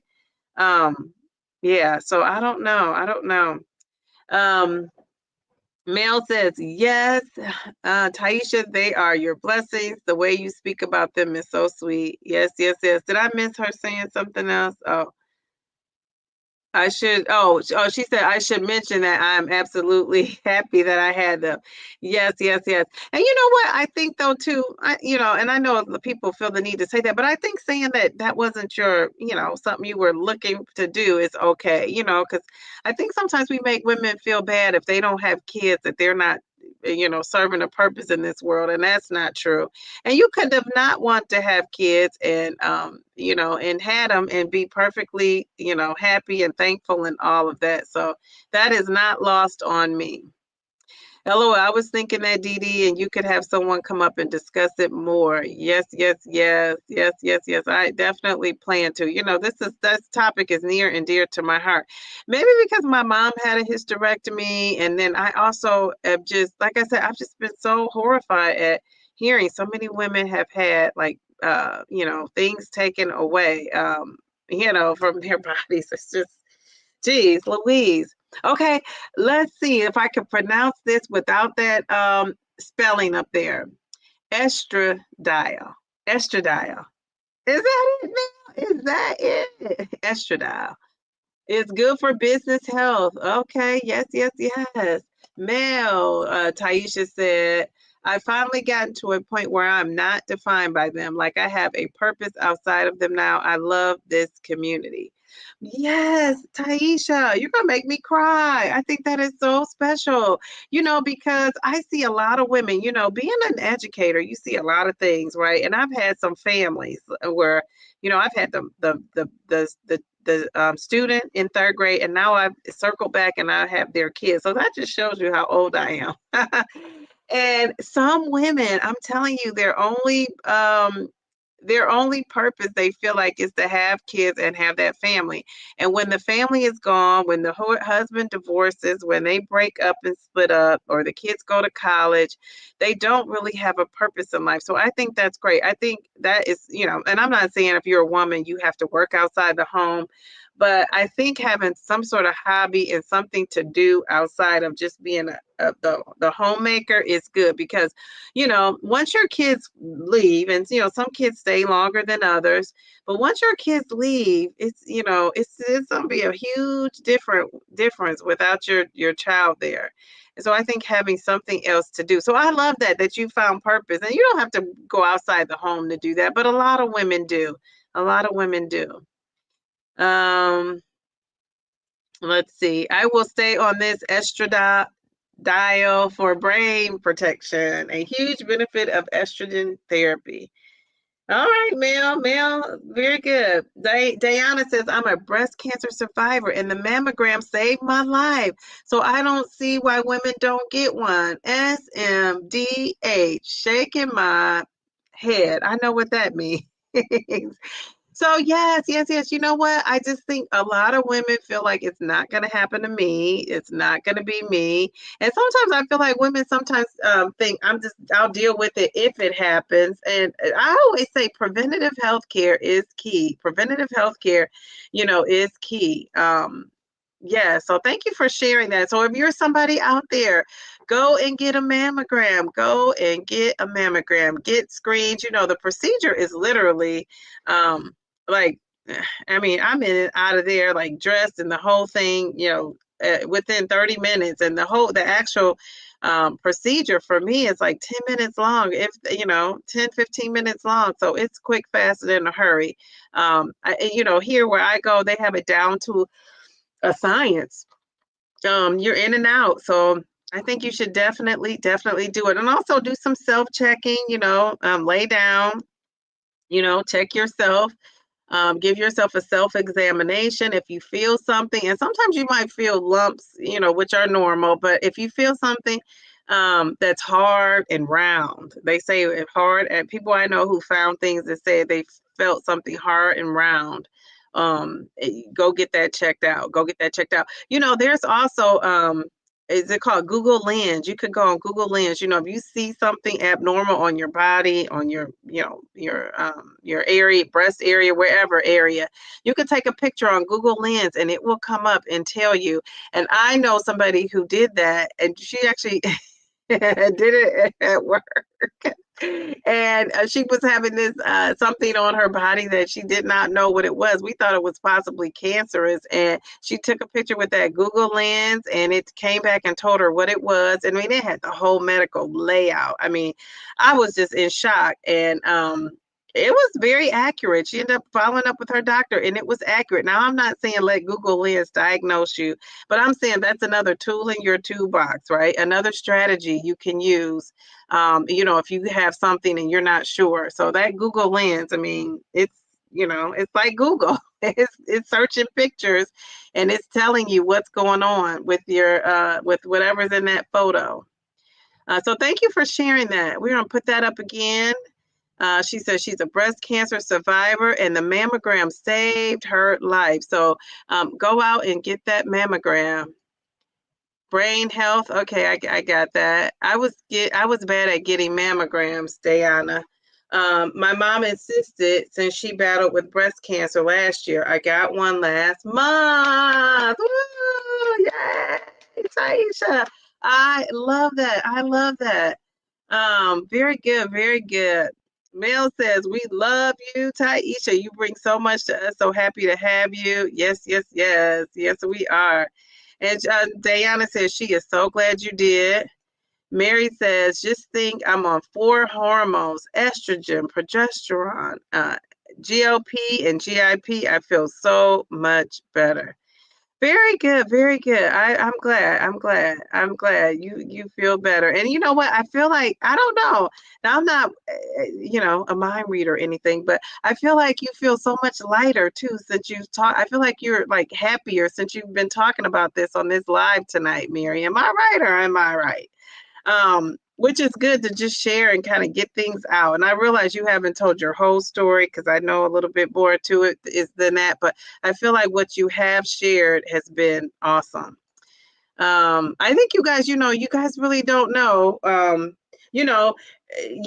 year from now, we're on this live now talking and, I see 13 people up here. It's fluctuated, but just think about how many people are going to go watch this over a year's time. And, who knows, and what we're an hour and 30 minutes in. I don't know if they'll last that long.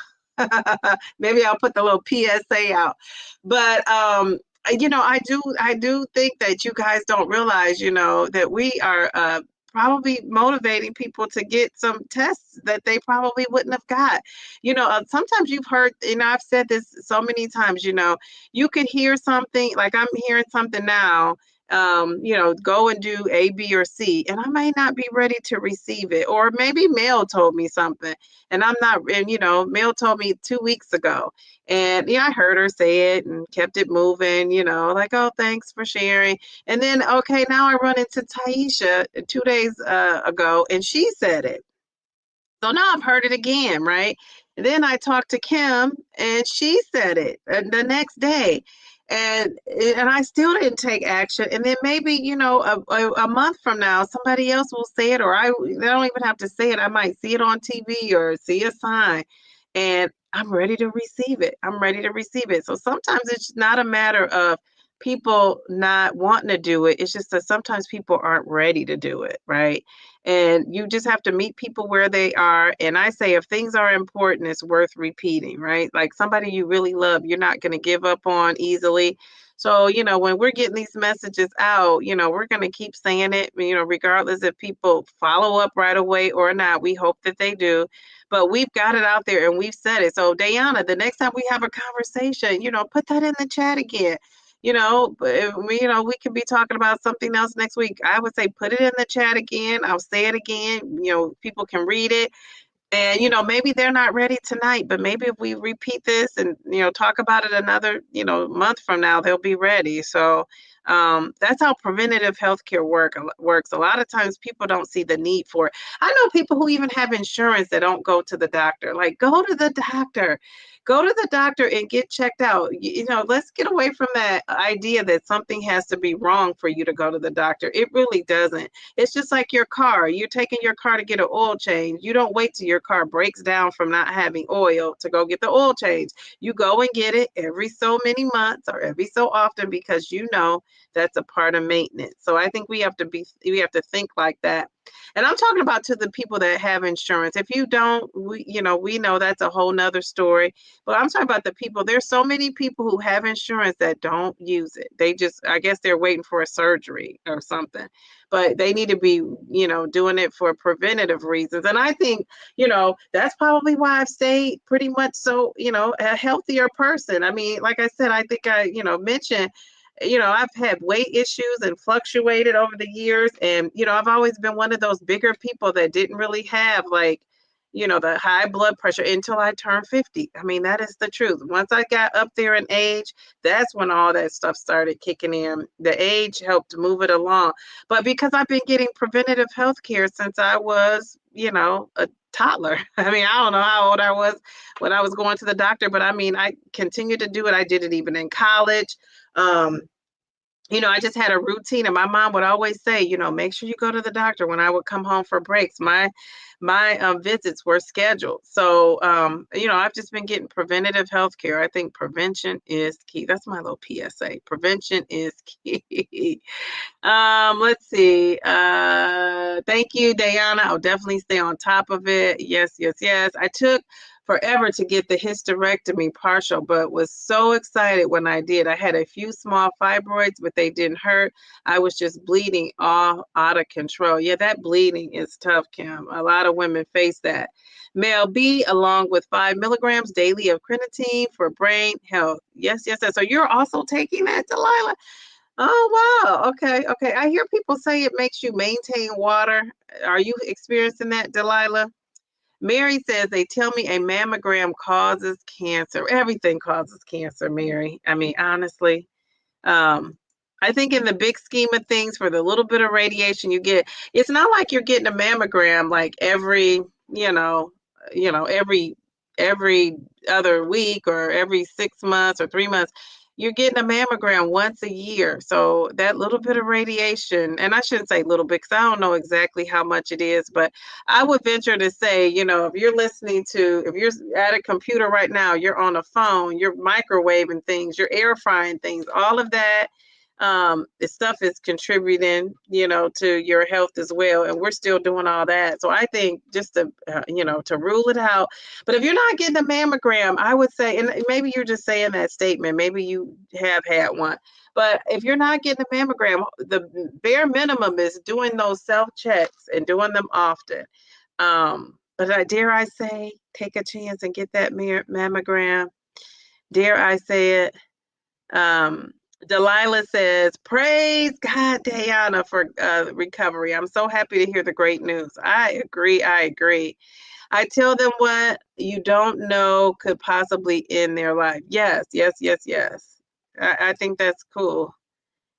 Dee Dee, we were on the phone the morning I got my mammogram. That's right. I was the only person there, so I was in and out. Yes, that is so funny, Taisha.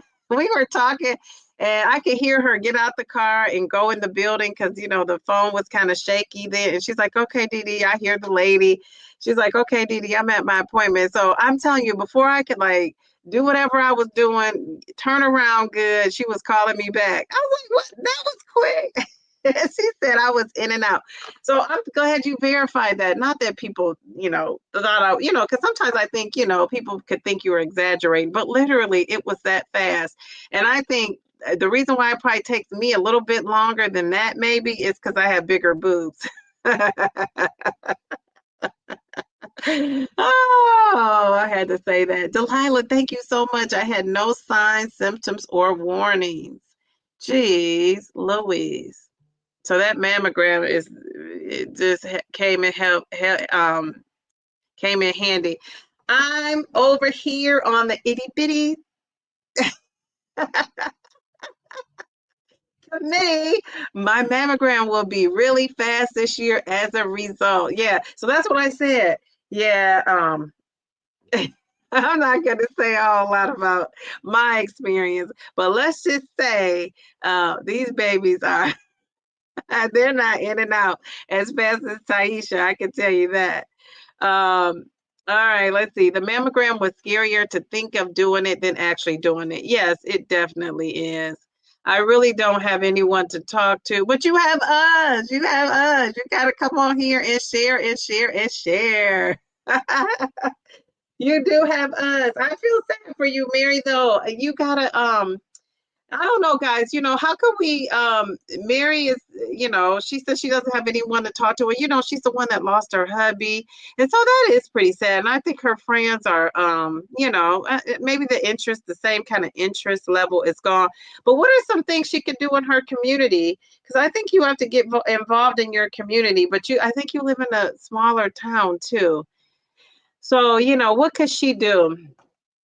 What could she do? It's so funny. It's like we're kind of like on the opposite ends of that. I think I have so many friend groups that I can't keep up with the friends. I feel like I can't keep up. And since I've, now embraced this YouTube community, this time here is taking time away from my friendship. So I'm gonna be hard working over the summer, making up and going out and doing this and doing that. One of my friends called me today that I hadn't talked to in a couple weeks. And luckily they're the kind of friends though that just like, they know I'm busy and they roll with it.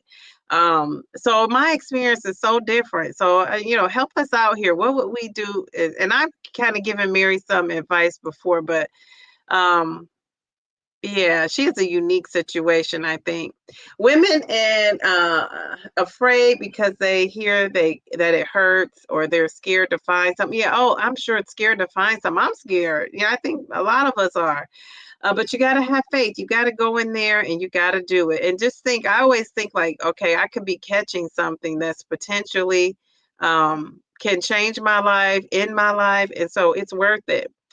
Well, it has been said those with bigger breasts hurt more. I can attest to the bigger Tata committee, but I get the yes, yes, yes. And it does hurt. It presses down. It presses down. I mean, it's like, oh, Jesus, like no joke. Although I do wonder, people who don't have anything to press down, Kim, what is their experience like? My oncologist told me that too much estrogen can cause cancer, and that's why my doctor tells me about that patch is a no-no. So, yeah. So I don't know. Delilah says, I am still a DD and was scared, but it was fine.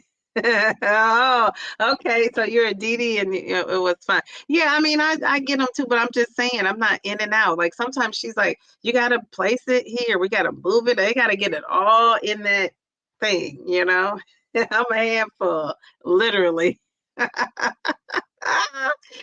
Oh no. Sorry, Dayana. That's why hormone panels are of great importance. Let me read that again. Oh no, sorry, Dayana. That's why hormone panels are of great importance. Okay. All right. So are you responding to her saying she's heard that too much estrogen can cause cancer? So I guess if you're getting your levels checked, they're balancing them out and you're not having too much. So that's why you need a doctor that specializes in that. It's worth getting mammograms, even if they find something. It could just be a benign cyst tissue, but even if it is cancer, hopefully it's discovered early and hopes treatments are more successful. Yes, yes, yes, that is so true. And a lot of women do have cysts. They find things and it's cyst or it's benign or it's something that's on there that's not cancerous, but that's even good to know. And sometimes don't those cysts burst, I was told. My nail polish is not good. No, it's fine for me. No additional fluid retention. Okay. All right. Very good. Delilah, congratulations on adding crenitine. Team crenitine over here. Yes, yes, yes. Oh, I stay on top of my mammograms. Oh, so you were talking about for somebody else. Okay, very good. I was thinking, you worked in a medical office. I know. Do you know something we don't know? Mel, I totally agree, says Diana. Kim is saying, congrats, Diana. There are studies that say mammograms squish you so hard they can rupture a tumor and cause cancer to spread. However, you can request them thermography instead. Those are more accurate and safe. I don't know what that is. Is that those 3D ones that they're doing? But even those 3D ones, I thought those fancier ones. Well, you know what? They do the fancier ones, but don't they have the ones? I guess it's called a what do you call that? Where they put you on they take that roller over your breast. What is that called? Is that called I don't know what that one's called. Is that what you're talking about, Delilah? Because I've had that. Creatine hydrates your muscles, and if you don't do loading doses, you'll be just fine. What are loading doses? I have no idea. I'm like a virgin to the creatine. Kim J, yes, mine was called early. Thank the Lord. Thank the Lord. Yes, we thank God. I'm glad. Glad. Yes, ma'am. Team Creatine. Okay, Mary, I felt the same way. So I started a channel. Mary. Okay, Mary, but Mary's scared to be on camera. I don't know. Are you coming out of I don't think you're scared anymore, Mary, because you got that beautiful profile pic, just like you're not hiding in that profile pic. So what's up, Mary? Mary, we are here, my dear. I need a volunteer. What do you mean you need a volunteer? Did I miss something? I'm sorry. We are here for you, Mary. Mary, are you in a rural area? Mary, I have no real friends in Texas where I live now. No family either, just my partner and me, and it is lonely. So I started a channel. Wow, I never thought about that. Dee Dee, you have to pick the girls up off the machine. Yes, Mary. Mary. Yes. Um, Kim says, I get a 3D mammogram. Yes, I get that 3D one too. But you still got to put those those tatas up there though, don't you? So Mary, we want to. So what can Mary do? Mary, would you be open to having a channel, Mary? I think that would be great for you. Yeah, I do. I think so. I think it's going to bring you out of your shell. Yeah, I was scared to be on here. I tell the story about me being. It's not even a story. You can go back. People are watching those videos when I was audio. People email me or not email me, leave messages on those videos. They just watched it the other day. I got a message the other day, and those videos, I was only audio. I had a great B-roll going on, but I was only audio. So, that might be a consideration for you to do that. Mary, that might be a consideration.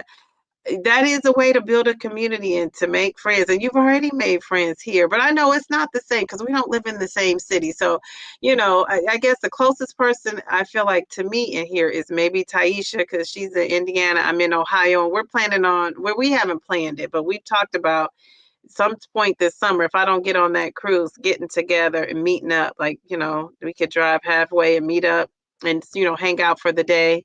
So, that's something I'm hoping to do. But yeah, you got to make some friendships there. A channel about being a widow, music, crochet, all of that. It could be about the life of Mary.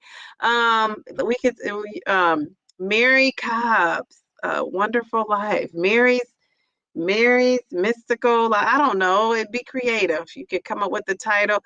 But I think if you make it about your life, you could a lot of things could go up under there if you make it general enough, you know. So yeah. Yeah, I love that for you. I love that for you. Okay, so yeah, crocheting. You know what? That's a thing. You showed me those pictures. I told you one of my students from third grade.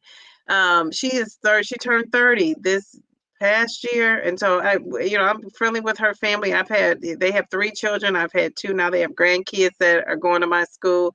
And so yeah, my daughter and I, when she comes here, she lives in another part of Ohio. When she comes, to my area, we go and visit her. And she had some crochet. She had a Santa. I want to say she had a Rudolph. She was supposed to, I think she made my daughter a bunny, or she's supposed to be making her a bunny.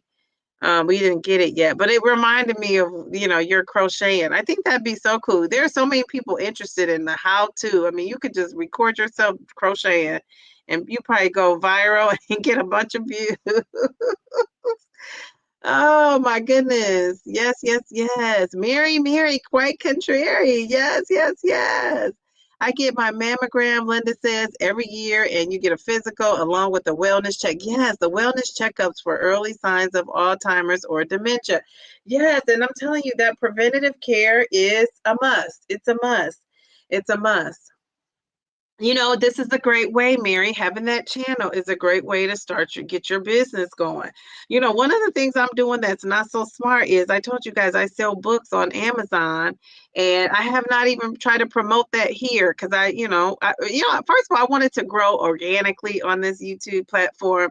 I didn't want to have any of that extra stuff try to give me a boost. Only because not because I want to be able to say that. It's just that they say when you grow organically, those are the people that actually watch your videos. Although 60% of the people that watch my videos are not subscribed. So if you're watching the video, subscribe to my channel. How about that?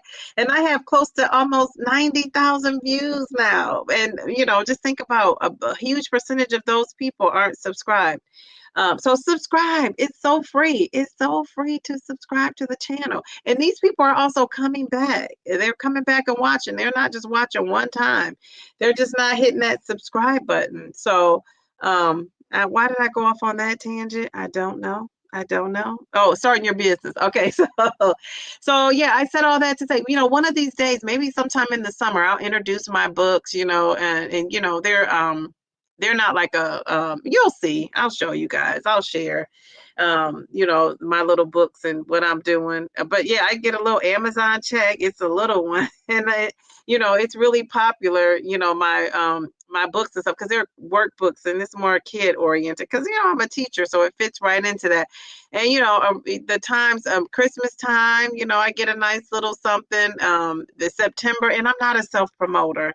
Anybody else on here would have been selling their books and bringing that up to you guys a million times. I've not, I brought it up, but I've not shared it or put the link in the chat or put the link in my description. I'm not a very good self-promoter. I know that about myself. I'm one of those people, if I had to survive on sales, I wouldn't make it. Because once you say no, I'm like, okay, thank you. I wouldn't be like keeping it going. But Mary, I think that's great. You have a channel, showing yourself. We'll have to talk. We will talk. We will talk. We will talk. I should be like an agent. I have like a knack for getting people going and motivating people to do things. Yeah, motivating people to do things. I've lit a fire under some people that are, have surpassed me, which is great, right? Because most coaches and stuff, they're not that's what their players and the people they put on end up surpassing them. But you have to ask for my advice and stuff. I don't really offer it. And if you're already working with somebody, I don't step on toes because people say no, no, no. But yeah. Trust me, I've been there, done that. But yeah, so yeah. Yeah, Kim said, let me borrow some of those views. Yes, yes, yes. You will get them. They will come. They will come. You will get them for sure. Me too, Mary. Got to put them babies up there. And with me being sure, I be on my tiptoes and tense. The lady says, relax, honey. I'm like, okay, says the lady that's on the machine. Yes, that's an experience, isn't it? Oh, I see. Yes, yes, yes, yes, yes, yes. She says that would be cool, Mary, starting a business. Yes, and people buy those. I said to my my former student, I said, "How was your business?" She said she's actually doing hers from Instagram, Mary. Like she's selling hers on Instagram. People see them, think they're adorable. They order from her. She makes them and ships them out. So that's a great way to make extra money. And the materials for that business is very cheap. Like, you know what I'm saying? It's like, I've been so busy taking care of my son, I had to stop everything. Yes, and when you get a break, but the stuff that you are doing in between, like the stuff you showed me, those are done. Like, I'm thinking, I don't know how many I saw in that picture. I want to say it was like 5 or 6, maybe 6, between 4 and 8. I can't remember. But I mean, if you charged, that's money. Like you're sitting on some money right now. You could be making that. You could be selling that on Instagram. I think that's funny. I will, Dee Dee. I was just being funny. And yeah, God will provide for sure. He always says, yeah, I was saying, the views will come because it's just so true. It will. I know you were probably joking around for sure, but yeah, it's you're doing really well. I think you're doing really well. I think so many of you are doing well. I think Taisha has it looks like her video is going viral over there. She has a video that's doing really well. And so you just never know. Taisha didn't expect that, and I didn't expect for her to have that video doing so well. You just never know. Like I tell everybody, you could come in and surpass us all. You just never know. I think that's good. Geez, Louise, I'm late again. One of these days I'm going to be on time. Hey, Dee Dee and crew, that's okay. Pamela, you looked so good in your last video. I didn't even finish it. The one you just did. You look so cute. I think you look different than you normally do. I don't know if it was your hair. You have a new hairstyle, but I was like, girl, she looks so good. So yeah, I have to finish that video. I have to finish the video. I watch these videos on my way to work, and I can't really chat. And then today I was watching Kim's video. Kim had this one. Taisha, I need to catch up on her videos. She's putting out a video every day. And then she had the Downsize interview. I'm halfway through that. So, I just got a lot to watch. That'll be on my list of things to do this weekend. But yeah, Kim's video about the egg that I don't know if that egg exploded. I gotta finish that.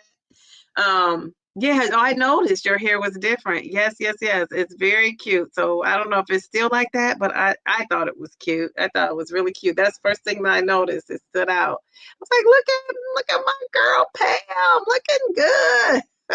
I love it. When you get it, I don't know if that's a new hairstyle for you, but when I get a new hairstyle, I'm always kind of like self-conscious about it, even if I've had it before, because I'm such a creature of habit. So, but you never know. I might come here today and again, and you gotta be like, what is going on with her hair?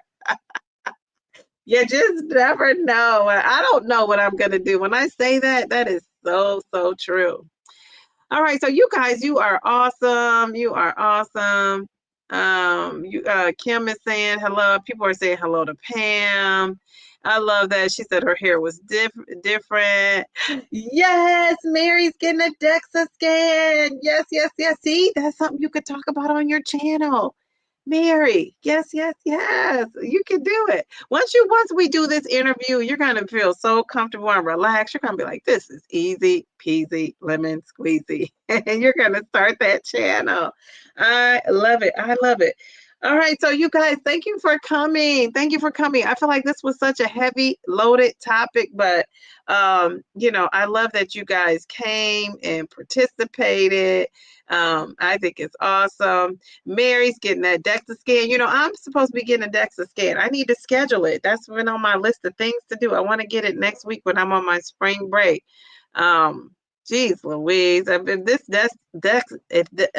DEXA scan, let me get that out, is anything like this Rimpo scale, I'm probably gonna want to throw that bad baby away. My results, that Rimpo scale. Now, I remember Mindy said her Rimpo scale told her metabolic age was, I want to say she said 65 or 69, something like that. Anyway, it's older than what she is. Well, mine is telling me. I'm not going to tell you guys. I'm going to say that. Well, let's just say it's not as well. Is it as bad as Mindy? Maybe it is. I don't know. We'll see. All right. So yes. Mary, she's getting you get on Mary. I'm getting my first DEXA scan this Friday. Just made the appointment before Dee Dee's live. Yes. I'm getting one too, Kim. I'm excited. I didn't even know they had them in my area, but I found out that they do. So Kim is saying hers is saying what? Well, I'm doing better than some of you guys. My scale says age 56 and I'm 51. Okay. And Pamela says she's 62. Oh my gosh.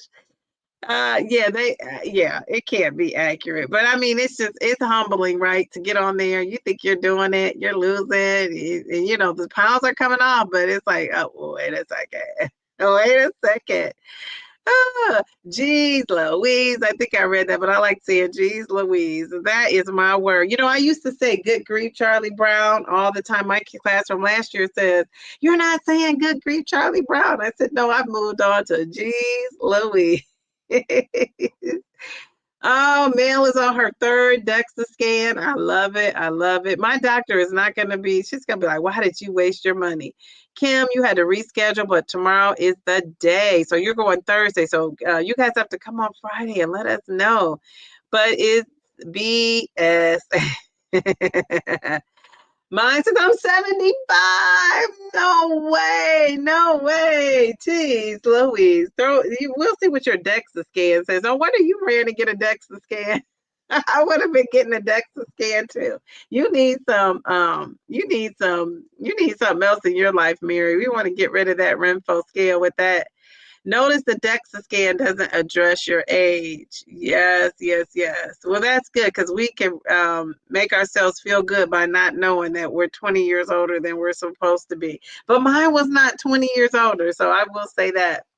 You need to find an area in your place. You found one, but they want $320. I'm going to call. I don't know if I'll be able to call tomorrow.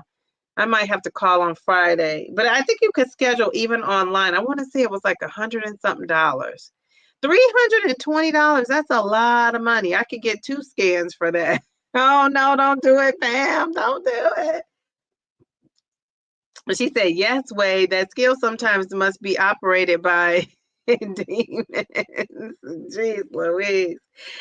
Dang, Pam, I thought ours were expensive in South Florida. Yes, yes, yes. Oh, wow. Well, you know what? We're all going to be giving our DEXA scan results.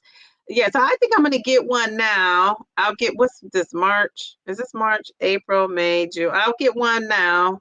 I think I might get one again. Yeah, I'll maybe get one like again in November, and then I'll get one again in February, maybe. I don't know if I like it. We'll see. I don't know. But that's it. That's it. She said I could get more tirzepatide. Yours is about 120. That's why I told her I could get double the DEXA scans for her one. And you could get more tirzepatide for that. Okay, okay, very cool. Kim says I scheduled online. It's 119 this month due to International Women's Day being in March. Very good. Maybe I bet I need to call so I can get that deal. Maybe they have that too. That's very good. All right, well, guys, we've been on here for 2 hours. I didn't think this conversation was going to go this long, you know, but of course it's the chat that's giving it up in the chat. You know, I think you guys did an awesome job helping me through this. I knew nothing about PCOS. Now I feel like I can at least hold a decent conversation about it. But I've learned so much about perimenopause, menopause. I learned how to pronounce estradiol. I learned about this patch. I learned about so many things in this live. So I'm excited. And I learned that we got some potential in Mary that she could possibly be starting that channel. So Mary, I'm going to be calling you this weekend. I will see you guys on Friday. I don't know what the topic is on Friday. Do you guys have any ideas for Friday? Friday, it just may be some fun with some topics. Maybe we'll get some men. Where's G's 101? Isn't that's his name? I'll be hitting him up. Come on in Friday. G's 101. 101. Yeah, so we gotta get some men in there, but I'm gonna make Friday fun. Friday, that's and the day after next. Jeez Louise. But if you guys have something you want to talk about, bring it to the chat on Friday. And that's it. She says, yes, let's have fun. Yeah, we want to have fun. Yes, Pamela, and you can use FSA or SHA cards. Oh, really? For a DEXA scan? I didn't know that. Kim says hers is 179 where she lives. Okay, okay. Jeez Louise. All right, let's go out on Mary's. Let's have fun. Mary, I love that. I love that. Mary, I feel like you're so free. I feel like you're out of your shell. I always enjoy you, but I feel like you really came out of your shell tonight. So I love that. It's funny because my goal at school, if I get a student that's really shy and quiet, because I can be, believe it or not, my goal, I always tell their parents by the end of the year, they're going to be out of their shell. And you should see, they really are. I have not failed in 31 years to bring somebody out of their shell. It's so fun. It's so fun and funny to watch people blossom like that. So, but yes. So thank you guys for joining me. I will see you guys. She said I poked her head out. You're all the way out. I love that. I love that. Well, let's put this last one up. They are normally $179. Okay, but the special is for that International Women's Day. Yes, yes, yes. Yes, yes, yes. Hit the like button. Yeah, before you guys leave out, hit the like button.